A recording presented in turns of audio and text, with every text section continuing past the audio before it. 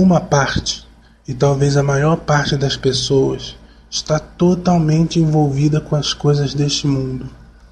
E neste largo número, existem aquelas que se julgam felizes por terem suprimido todo e qualquer sentimento de religiosidade, todo e qualquer pensamento sobre a vida eterna.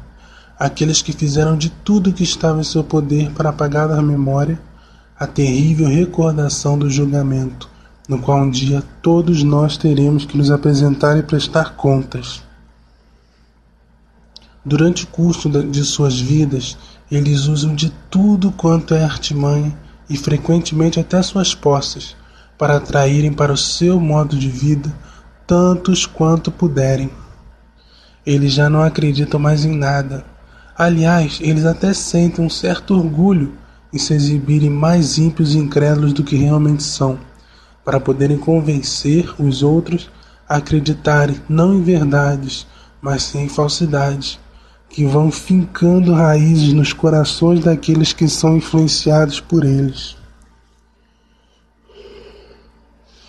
Durante um jantar que Voltaire deu num certo dia para seus amigos, um bando de ímpios, ele rejubilou-se, porque entre todos os presentes não havia um sequer que acreditava em religião, embora no fundo ele próprio ainda acreditava. Tanto é verdade que ele demonstrou isso claramente na hora de sua morte. Naquele momento crucial, ele ordenou com grande pressa que o sacerdote fosse levado à sua presença para reconciliar-lhe com Deus, mas foi tarde demais.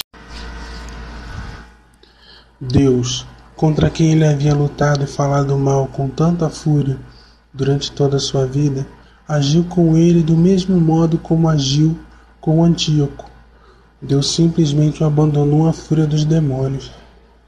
Naquele momento de pavor, Voltaire tinha apenas o desespero e o pensamento da condenação eterna que lhe estava destinada.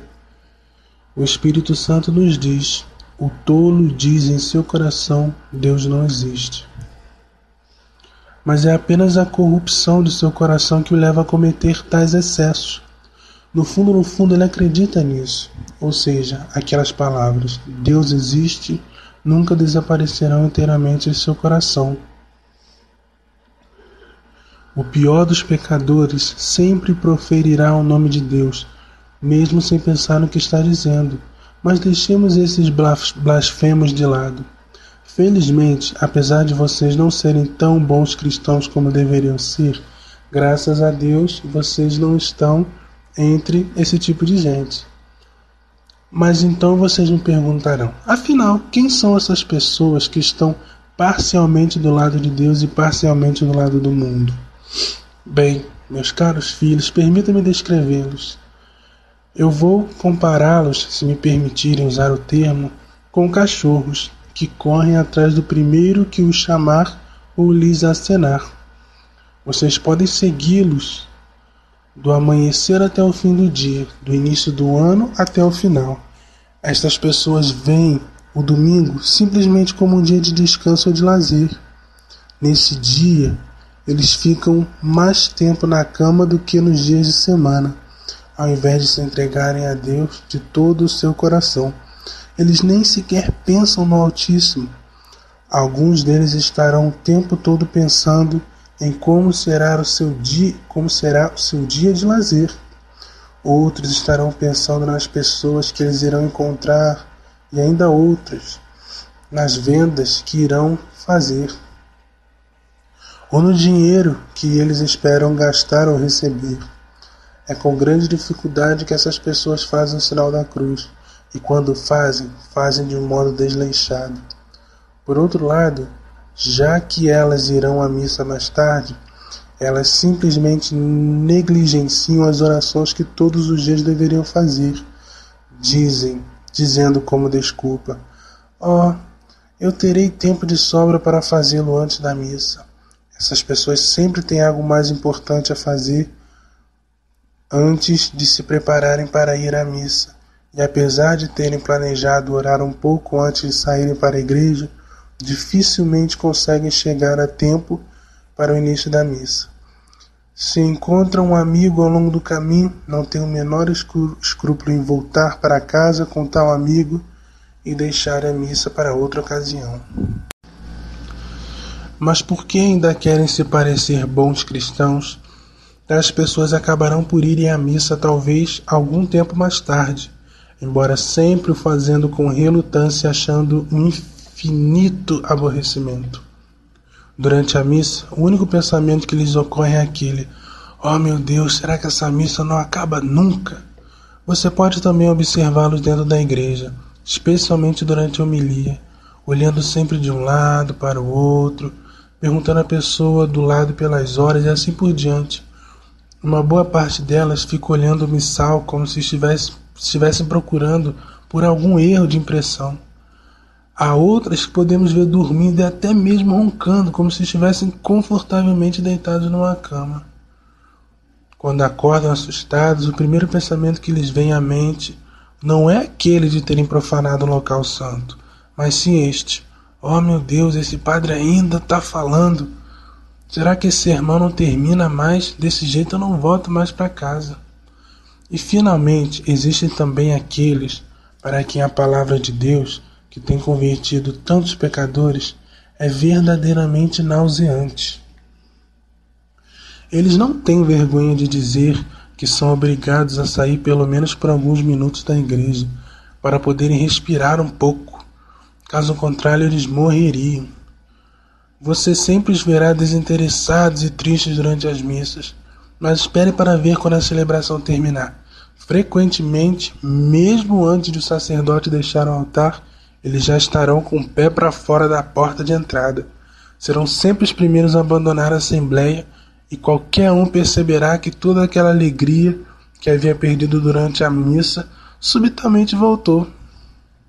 Geralmente essas pessoas estão sempre tão cansadas que nunca terão forças para retornarem para qualquer outra atividade durante a noite, vigílias, adoração solene do Santíssimo Sacramento, etc. Se você lhes perguntar por que elas não comparecem, elas simplesmente responderão: ah, você também não quer que eu passe o dia inteiro na igreja, não é? Afinal, tem outras coisas para fazer. Para tais pessoas, não existe nada que se aproveite nas homilias, nem no rosário ou nas orações noturnas. Elas veem essas coisas como simples consequências. Se você lhes pergunta o que foi dito durante a homilia, elas sempre responderão: ah, o padre não fez outra coisa a não ser gritar muito durante o sermão. Foi enjoativo demais. Eu não consigo nem lembrar de absolutamente nada. Ah, se ele não tivesse sido tão demorado, eu poderia me lembrar de alguma coisa. Tá vendo porque todo mundo não gosta de ir pra missa? É porque ela é comprida demais. Pelo menos uma coisa esta pessoa disse certo: todo mundo. Porque tais pessoas pertencem à classe dos mundanos, embora eles próprios não saibam disso. Mas agora eu vou tentar fazê-los compreender as coisas um pouquinho melhor, pelo menos se eles quiserem. Mas sendo eles surdos e cegos como são, é muito difícil fazê-los entender as palavras da vida eterna, ou o seu estado tão infeliz. Só para começar, eles nunca fazem o sinal da cruz antes de uma refeição e nem tampouco fazem ação de graças depois das mesmas. E muito menos recitam ângelos. Se por acaso ainda observam esses preceitos, devido à força do hábito ou apenas por costume, eles o farão de modo tão superficial que qualquer um ficaria decepcionado ao vê-los. As mulheres o farão ao mesmo tempo em que gritam com os demais membros da casa ou chamam as crianças para a mesa. Os homens o farão distraidamente, enquanto rodam um chapéu em uma mão para outra como se estivesse procurando por algum buraco. O modo como eles pensam em Deus e o modo como se comportam nos leva facilmente a pensar que eles não têm nenhuma fé e que tudo que fazem o fazem apenas por brincadeira. Tais pessoas não têm o menor escrúpulo em comprar ou vender nos dias santos e domingos, muito embora saibam que quando não se tem um motivo razoável para isso, é sempre um pecado mortal. Tais pessoas veem todos esses fatos como bobagens. Alguns chegam a frequentar a igreja nos dias santos apenas para recrutarem trabalhadores. E se você disser que o que estão fazendo é errado, eles simplesmente responderão: não temos que ir. É onde as pessoas se reúnem quando elas podem ser encontradas. Elas também não se importam nem um pouco em pagar suas contas aos domingos. Afinal, durante a semana precisarão de todo o tempo disponível para adiantar seus trabalhos. Você então me dirá: nenhum de nós se preocupa muito com essas coisas. E eu lhes digo: vocês não se preocupam, meu caro povo, porque vocês também são mundanos. Vocês querem servir a Deus e ao mesmo tempo satisfazer os padrões deste mundo. Vocês percebem, meus filhos, que são esse tipo de gente? São pessoas que ainda não perderam completamente a fé e que de alguma maneira ainda permanecem ligados ao serviço de Deus. São pessoas que ainda não abandonaram de vez todas as práticas religiosas e que chegam inclusive a achar falta naqueles que não frequentam a igreja de jeito nenhum. Mas eles próprios não têm coragem de romper com o mundo para passarem exclusivamente para o lado de Deus. Tais pessoas não desejam ir para a condenação eterna, mas também não querem se meter em situações muito inconvenientes. Elas acham que serão salvas sem ter que fazer muita violência contra si próprias. Elas têm uma ideia de que Deus, sendo tão bom, não criou ninguém para a perdição, e que no final, apesar de tudo, Ele perdoará a tudo e todos, que no tempo propício todos se voltarão para Deus, que corrigirão suas faltas e abandonarão seus maus hábitos. No caso de em algum momento de reflexão chegarem a dar uma repassada em suas vidas mesquinhas, talvez eles até se lamentem por seus pecados e algumas vezes pode ser até que chorem por causa deles.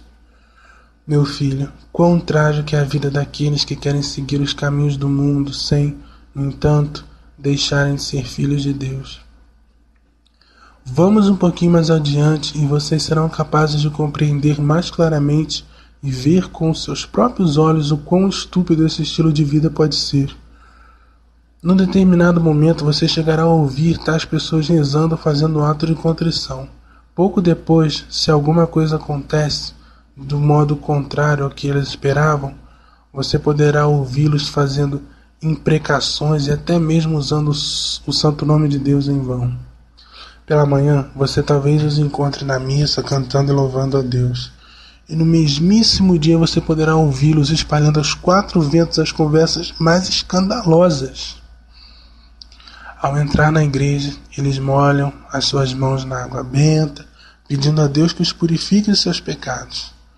Um pouquinho mais adiante, estará usando estas mesmas mãos em atos impuros, contra eles próprios ou contra o seu próximo. Os mesmos olhos que pela manhã derramavam lágrimas de emoção ao contemplar Jesus Cristo no Santíssimo Sacramento, durante o resto do dia se concentrarão em observar as cenas mais imodestas. Ontem você viu um determinado homem fazendo um ato de caridade e prestando serviço a seu próximo.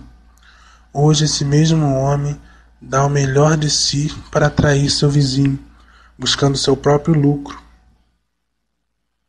Há poucos momentos atrás, aquela mãe desejava todo tipo de bênçãos para seus filhos e agora, só porque eles a aborrecem com suas travessuras, ela roga uma verdadeira chuva de pragas sobre eles.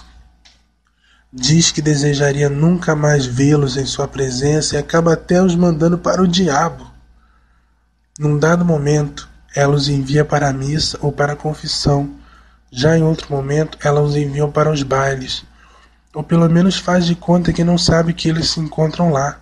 Ou até mesmo, se chegar a proibir, sempre fará com um sorriso nos lábios, deixando perceber que mais aprova do que condena. Numa determinada ocasião, essa mesma mãe dirá à sua filha para ser recatada e não se misturar com as más companhias. E dali a pouco, estará permitindo que sua filha passe horas a sós com o rapaz, sem dizer uma só palavra. Não preciso dizer mais nada, minha pobre mãe. Vê-se claramente que você está do lado do mundo. Você até acha que está servindo a Deus por causa das práticas exteriores de religiosidade que você pratica. Mas você está enganada. Você pertence àquela classe de gente da qual o próprio Jesus Cristo disse: ai do mundo.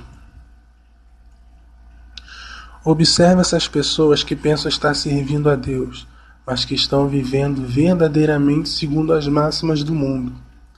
Elas não têm o menor escrúpulo em tomar as coisas do seu vizinho, quer sejam alguns pedaços de lenha ou frutas, ou mesmo milhares de outras coisas. Sempre que forem lisonjeadas ou elogiadas pelo que fazem em termos de religião, sentirão um grande orgulho por suas ações.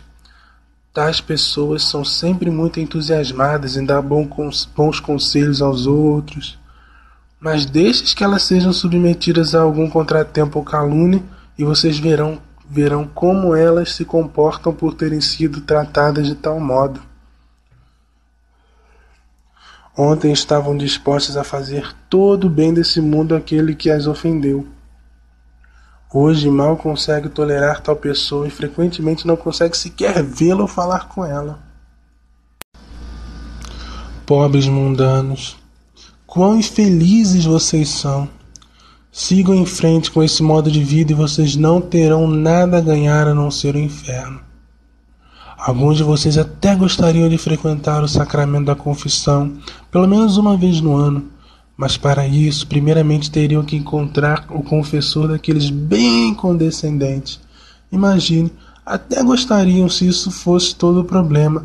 Suponhamos que encontrem um confessor que perceba que suas disposições não são boas, ou seja, falta-lhes o arrependimento e a contrição, e que, portanto, se recuse a dar-lhes a absolvição.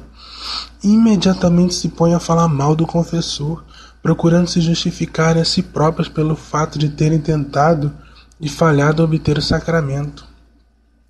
Com certeza, elas falarão muito mal daquele confessor, apesar de terem pleno conhecimento de seu estado pecaminoso e de saberem muito bem porque o confessor recusou a dar-lhes a absolvição. De todo modo, eles sabem bem que o confessor não pode fazer nada para conceder aquilo que eles querem. Ainda assim, elas não se dão por satisfeitas em sair espalhando suas mentiras. Continuem assim, filhos deste mundo. Continuem nessa rotina. Vocês vão ver um dia aquilo que jamais desejariam ver. Eu sei que vocês gostariam de repartir seus corações em dois. Mas não tem jeito, meus amigos. Ou é tudo para Deus, ou tudo para o mundo. Vocês querem receber com frequência os sacramentos? Muito bem, pois então, abram mão das danças, dos cabarés, das diversões pecaminosas. Hoje vocês possuem a graça em grau suficiente para virem até aqui, apresentarem-se voluntariamente no tribunal da penitência, ajoelhar-se diante da mesa sagrada e partilhar o pão dos anjos. Daqui a 3 anos ou 4 semanas, talvez até menos, vocês já serão vistos passando as noites ao lado dos bêbados e, o que é pior, se entregando aos mais horríveis atos de impureza. Pois continuem assim, filhos deste mundo, logo, logo vocês estarão no inferno. Lá eles ensinarão a vocês tudo que deveriam ter feito para conseguir o céu, que vocês acabaram perdendo inteiramente por sua própria culpa. Ai de vocês, filhos deste mundo. Continuem assim, sigam o mestre que vocês têm seguido até agora. Muito cedo vocês perceberão o quão errado vocês foram em seguir esses caminhos. Mas será que isso os fará mais sábios? Infelizmente não. Se alguém nos trai uma vez, nós logo dizemos: nunca mais voltarei a confiar nele novamente. E com razão, mas o mundo nos trai continuamente e mesmo assim continuamos a amá-lo. São João nos adverte em sua primeira epístola: não ameis o mundo, nem as coisas do mundo. Se alguém ama o mundo, não está nele o amor do Pai. Ah, meus caros filhos, se nós tivéssemos a menor ideia do que é o mundo, passaríamos nossas vidas em dar-lhe a Deus. Quando uma pessoa atinge a idade de 15 anos, ela dá adeus aos tempos de sua infância. Ela olha para trás e vê como efêmeras e bobas eram as brincadeiras de crianças, como construir castelinhos de areia. Aos 30, a pessoa começa a deixar de lado os prazeres consumistas da juventude leviana. Aquilo que dava tanto prazer nos dias de juventude começa a tornar-se aborrecido. Se formos pensar bem, meus amigos, todos os dias estamos dando adeus a este mundo. Somos como viajantes que desfrutam da beleza da paisagem apenas enquanto estão viajando. Mais cedo do que esperamos, veremos o tempo que deixamos para trás. E é exatamente a mesma coisa com os prazeres e bens dos quais nos tornamos tão apegados. Chegará o dia em que a eternidade jogará todas essas coisas num profundo abismo. Então, meus caros irmãos, o mundo desaparecerá para sempre dos nossos olhos e reconheceremos a nossa loucura em termos sido tão apegados a ele. E a respeito de tudo que nos foi dito sobre o pecado, só então veremos que era tudo verdade. Coitado daquele que tiver vivido somente para o mundo, aquele que não buscou outra coisa senão o mundo e tudo aquilo que fez. De repente, todos os prazeres e alegrias do mundo já não mais existem. Tudo estará escapulindo das suas mãos, o mundo, suas alegrias, todos os prazeres que ocupavam seu coração e, o que é pior, também a sua alma. Fim.